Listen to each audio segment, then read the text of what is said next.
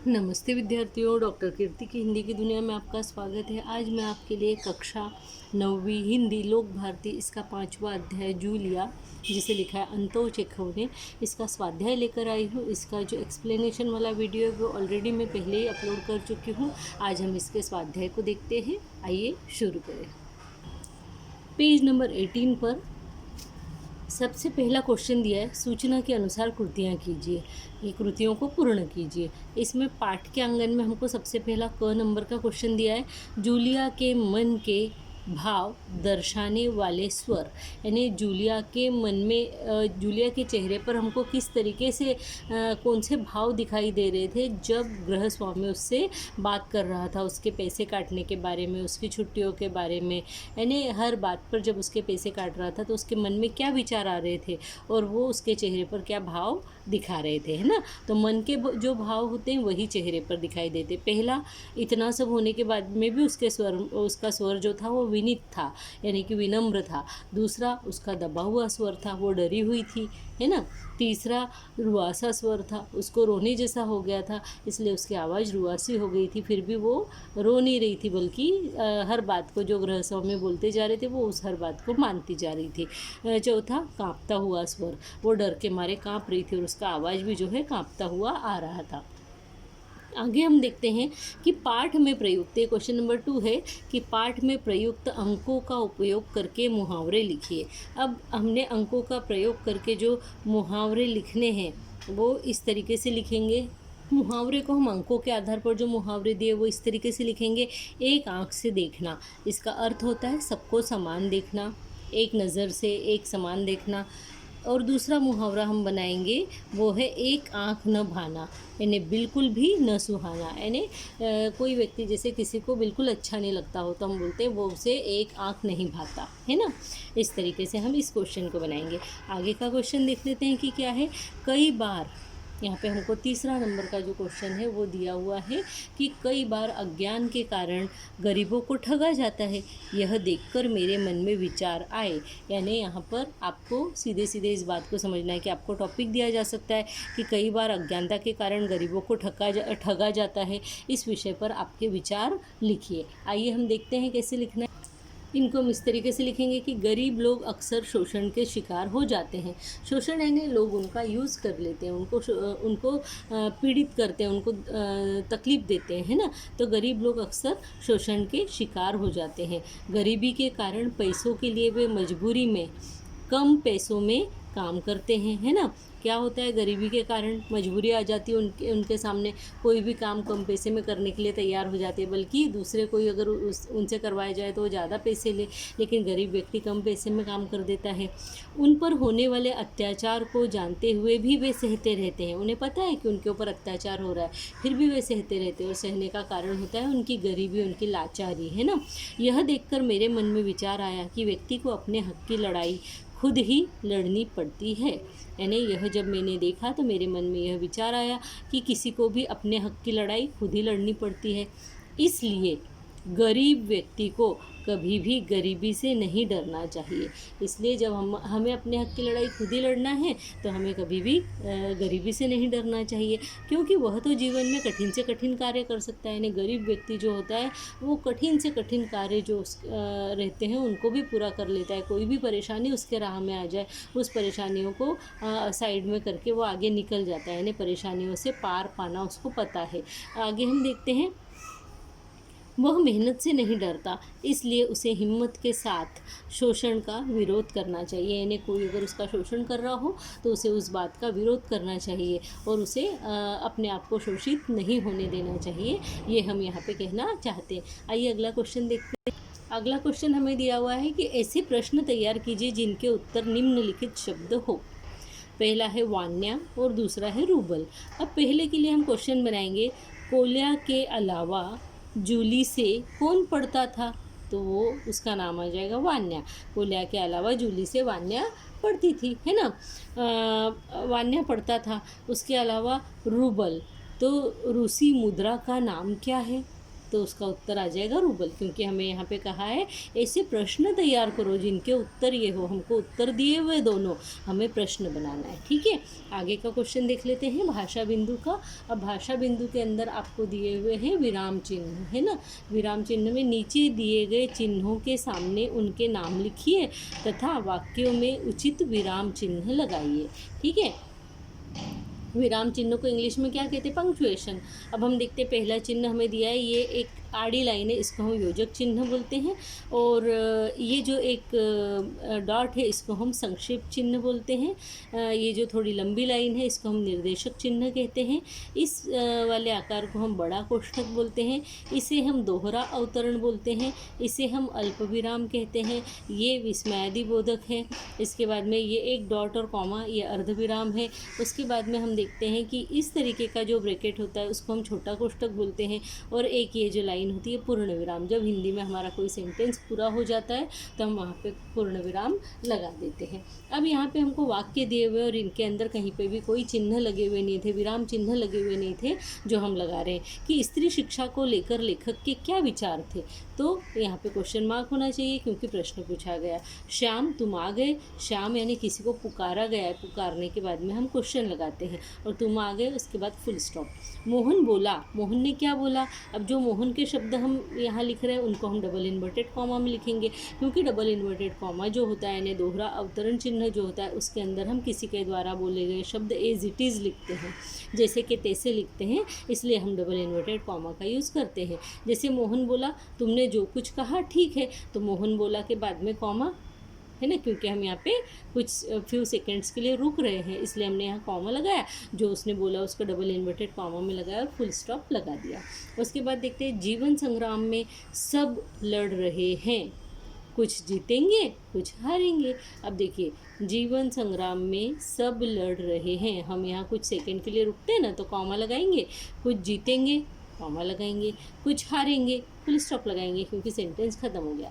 पांचवा है भरत भैया ऐसा ना कहो, ऐसा ना कहो, उसके बाद में हमने क्या लगाया? फुल स्टॉप, यानी जो क्वेश्चन सेंटेंस है वो वाक्य जो है वो ख़त्म हो गया।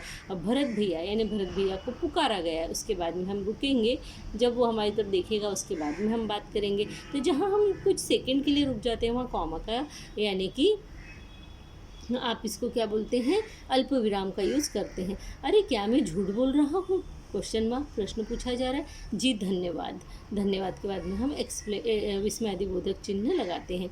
आठवां, इसके अलावा तुमने 3 छुट्टियाँ और ली हैं, ठीक है ना। तो 3 छुट्टियाँ और ली है, यहाँ पे हम कुछ सेकंड के लिए रुक नहीं रहे बल्कि यहाँ पे सेंटेंस कंप्लीट हो गया है। तो इसके अलावा तुमने 3 छुट्टियाँ और ली है, ठीक है ना। बाद में प्रश्न पूछा जा रहा है।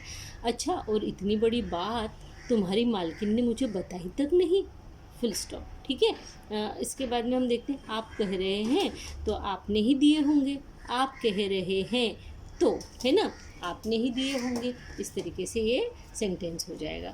आपने यहाँ पे देखा किस तरीके से हमें जो है विराम चिन्हों का यूज़ करने का है। अब हम इसी बुक में यहाँ पर आपके टेक्स्ट बुक के पेज नंबर 17 पर, है ना, पेज नंबर 17 पर देखते हैं कि क्या क्वेश्चन दिए गए हैं। तो यहाँ पर दिया हुआ है पहला क्वेश्चन मौलिक सृजन में कि जूलिया की जगह आप होते तो विषय पर अपने विचार स्पष्ट कीजिए। अब देखिए, अगर जूलिया की जगह आप होते तो क्या करते, इस बारे में जब आप लिखेंगे तो आप थोड़ा सा सोचिए और उसके बाद में लिखें। मैं आपको ओरली बता देती हूँ कि यहाँ पे हम बोल सकते हैं कि जूलिया जो है बहुत ही डरपोक लड़की थी और गृह स्वामी उसके पैसे काटे चला जा रहा था। उसने 2 महीने नौकरी की तो भी वो कम दिन भरे हुए बता रहा था, और हर बात की, हर चीज़ घूमने की, जैसे उसके बच्चे का जूता खोया है या कुछ, तो उन सब चीज़ों की जो जिम्मेदारी है वो जूलिया की है ऐसा बता रहा था। और इसीलिए कोई भी चीज़ अगर टूट रही है या घूम रही है या चोरी हो रही है तो उसका इल्ज़ाम जूलिया पर लगाकर उन चीज़ों के पैसे जो है जूलिया के जो मंथली पगार है, वेतन है, उसमें से काट लिया जा रहा था। तो जूलिया बहुत दब्बू लड़की थी, लेकिन अगर मैं उसकी जगह होती तो मैं बिल्कुल भी दब्बूपना नहीं करती, मैं नहीं डरती, क्योंकि अगर मैंने मेहनत की है, परिश्रम किया है, तो मैं अपने मेहनत का हिसाब लिख कर रखती। और अगर मुझसे कोई कहता कि तुम इतने दिन नहीं आई या इतनी छुट्टियाँ ली, तो मैं लिखा लिखाया हिसाब सामने वाले को दिखाती। और मैं अपने विचारों को उसके सामने प्रकट करने में बिल्कुल भी नहीं डरती, क्योंकि जब मैंने मेहनत की है तो मैं क्यों डरूं। इस तरीके से हम इस विषय के ऊपर लिख सकते हैं, ठीक है। और ये भी लिख सकते हो आप कि धोखा देने वाले व्यक्ति को कभी भी हम माफ़ नहीं करेंगे, बल्कि उसके विरोध में आवाज़ उठाएंगे। अगर मैं जूलिया की जगह होती तो मैं गृहस्वामी के विरोध में आवाज़ उठाती, उन्हें इतना सब करने का मौका ही नहीं देती, है ना। इस तरीके से आगे देखते हैं। लड़के जो है वो लड़कों के हिसाब से इसको लिख लेंगे। आगे है पठित पद्यांश पर आधारित कृतियाँ पूर्ण कीजिए। अब कृतियों में आपको पहले दिया है गद्यांश में आया संसार, यानी गद्यांश में क्या बताया गया है कि संसार कैसा है। संसार यानी पूरा पूरा संसार, विश्व, है ना। कैसा है तो संसार क्रूर है, संसार निर्मम है, संसार कठोर है, संसार हृदयहीन है। जब हम यहाँ पे ये जो गद्यांश पढ़ेंगे इसके अंदर ये सब चीज़ें आई हुई है, क्रूर, निर्मम, हृदयहीन वगैरह, ये सारे शब्द हमको इसी में मिल जाएंगे। देखिए ये आपको यहाँ पे दिख रहा है, कठोर, क्रूर, निर्मम और हृदयहीन संसार, ठीक है। इस तरीके से हमको यहाँ पे ये चीज़ें मिल रही है। दूसरा क्वेश्चन दिया हुआ है आपको, कारण लिखिए। कारण लिखिए में दिया है कि गृहस्वामी द्वारा जूलिया से माफ़ी मांगना, यानी गृहस्वामी ने जूलिया से क्यों माफ़ी मांगी, तो उसका रीज़न ये था, ये उसका रीज़न है कि जूलिया के साथ क्रूर मजाक करना, यानी गृहस्वामी ने जो है जूलिया से माफ़ी मांगी क्योंकि उन्होंने उसके साथ में क्रूर मजाक किया था, है ना। दूसरा क्वेश्चन देखिए आप, दूसरा क्वेश्चन इस तरीके से बन रहा है कि गृहस्वामी से जूलिया को संसार के साथ लड़ने के लिए कहना। गृहस्वामी ने जूलिया को कहा था ना कि भाई इस संसार से तुम्हें लड़ना पड़ेगा, क्यों लड़ना पड़ेगा, उसका आंसर ये इस तरीके से है ताकि वह अपने आप को बचाए रख सके, है ना। नहीं तो लोग उसको धोखा देते ही चले जाएंगे, इसलिए वो अपने आप को बचाए रख सके, अपने सत्य को साबित कर सके, इसलिए वो गृहस्वामी ने जो है जूलिया को संसार के साथ लड़ने के लिए कहा। अब हम क्वेश्चन नंबर 3 को देख लेते हैं। क्वेश्चन नंबर 3 दिया है कि परिच्छेद में प्रयुक्त तो कोई एक मुहावरा ढूंढकर उसका सार्थक वाक्यों में प्रयोग कीजिए। आइए इसके आंसर को देखते हैं। इस परिच्छेद में देखिए यहाँ एक हमें मुहावरा दिख रहा है, सबक सिखाना। अब इस सबक सिखाना मुहावरे के लिए हम किस तरीके से इसका अर्थ लिखेंगे और इसका वाक्यों में प्रयोग करेंगे वो देख लेते हैं। सबक सिखाना का अर्थ होता है दंड देना, और इसके लिए हम वाक्य अर्थात सेंटेंस बनाएंगे। गृहस्वामी जूलिया के साथ क्रूर मजाक करके उसे सबक सिखाना चाहते थे, है ना, चाहता था। एक मिनट, गृहस्वामी जो है वो क्या कर रहे थे, जूलिया से क्रूर मजाक कर रहे थे कि तुम्हारी इतनी छुट्टियां हो गई, ये वो पैसे काट रहे थे, लेकिन ये सब करके वो उसको सबक सिखाना चाहते थे, बताना चाहते थे कि तुम जब इतनी मेहनत करती हो, परिश्रम करती हो, तो क्यों डरती हो, तुम्हें अपना पॉइंट हमेशा सबके सामने रखना चाहिए। नेक्स्ट क्वेश्चन यहाँ पर हमको दिया है कि परिच्छेद में प्रयुक्त कोई एक मुहावरा ढूंढकर उसका सार्थक वाक्यों में प्रयोग करो। ये हमने अभी किया। आगे दिया है ख नंबर, पर शब्द के 2 अर्थ लिखिए। तो पर शब्द का एक अर्थ होता है पर यानी पंख, है ना। किसी भी पक्षी के जो पंख होते हैं उन्हें हम पर भी कहते हैं और पंख भी कहते हैं। और दूसरा पर शब्द का अर्थ होता है लेकिन। हम बोलते हैं ना, मैं वहाँ आने वाला था पर नहीं आ पाया, यानी लेकिन नहीं आ पाया, तो वहाँ पे पर का अर्थ जो है वो लेकिन भी होता है। आगे हम देखते हैं कि संसार में दब्बू और रीढ़ रहित लोगों के लिए कोई स्थान नहीं है। इस पर लगभग 8 से 10 वाक्यों में अपने विचार लिखिए। तो दब्बू यानी जो डरपोक हो उसे हम दब्बू, डरपोक, एकदम सीधा साधा, दब्बू यानी एकदम सीधा साधा, और रीढ़ रहित यानी जो अपनी बात को अच्छे से स्टैंड न ले सके अपने लिए, उसे हम रीढ़ रहित व्यक्ति बोलते हैं। आइए इसको कैसे लिखते हैं। जो व्यक्ति सीधा साधा और सबसे डरने वाला होता है वह अपने अधिकारों और हक के लिए आवाज़ उठाने से डरता है, क्योंकि वो ऑलरेडी डरपोक है ना, इसलिए वो अपने अधिकारों के लिए भी आवाज़ नहीं उठा पाता है। दुनिया के क्रूर लोग उसे डराने और दबाने का कोई मौका नहीं छोड़ते। यानी कोई अगर सीधा साधा मिल जाए तो उसको हर कोई दबाएगा, है ना, उससे हर कोई अपना काम निकाल के लेगा। दब्बू लोगों को बिना रीढ़ का समझने लगते हैं, क्योंकि वे खुद अपने लिए कोई स्टैंड नहीं ले सकते, इसलिए उन्हें बिना रीढ़ का समझने लगते हैं। इस संसार में जीने के लिए और अपना हक प्राप्त करने के लिए लड़ना पड़ता है, आवाज़ उठानी पड़ती है, वरना इस संसार में जीना मुश्किल हो जाता है।